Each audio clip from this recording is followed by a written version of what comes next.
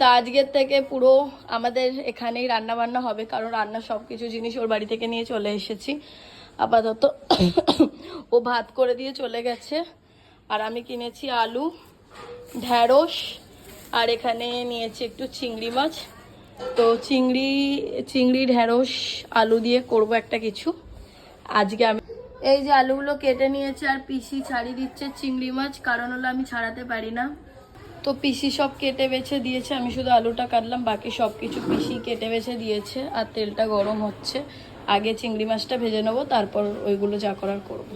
আজকে first time আমি এই ঘরে রান্না করছি, যেই থেকে কিচেনটা রেডি হয়েছে তারপর থেকে। তো আমি তো চিংড়ি খেলে আমার অ্যালার্জি হয়, তাও আমার ভালো লাগে। চিংড়ি মাটন খেলে আমার অ্যালার্জি হয়, তাও আমার ভালো লাগে। ভালো লাগার খাবারের কোনো বিকল্প নেই, কোনো তুলনা হবে না, ঠিক আছে। আমি ঢ্যাঁড়সটাকে ফার্স্টে চিংড়ি মাছটা ভেজে নিয়েছি, তারপর পেঁয়াজটাকেও ভেজে নিয়েছি। এবার আমি ঢ্যাঁড়সটাকে ভাজছি, কারণ হলো সব একসাথে একবার করে ভেজে নেবো, তারপরে সব চাপিয়ে নেড়ে চেড়ে আর জল ঢেলে দেবো, তাই তো পিসি? গাইস, আমি এখন বুঝতে পারিনি যে এই ঢ্যাঁড়সটা পরে তারপর পেঁয়াজটা ভেজে তুলে রাখতে নেই। তো পেঁয়াজটা আমি ভেজেছি, কালো কালো হয়ে গেছে, একটু পুড়ে গেছে।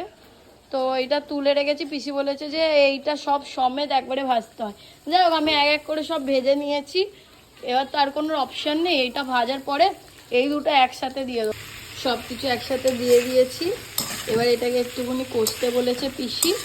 এটা কষা হয়ে গেলে জল ঢেলে তারপরে একটু ফুটবে, নামিয়ে নেবো। क्यों मोबाइल बार बार? नहीं फोन मत लो, नहीं फोन मत लो।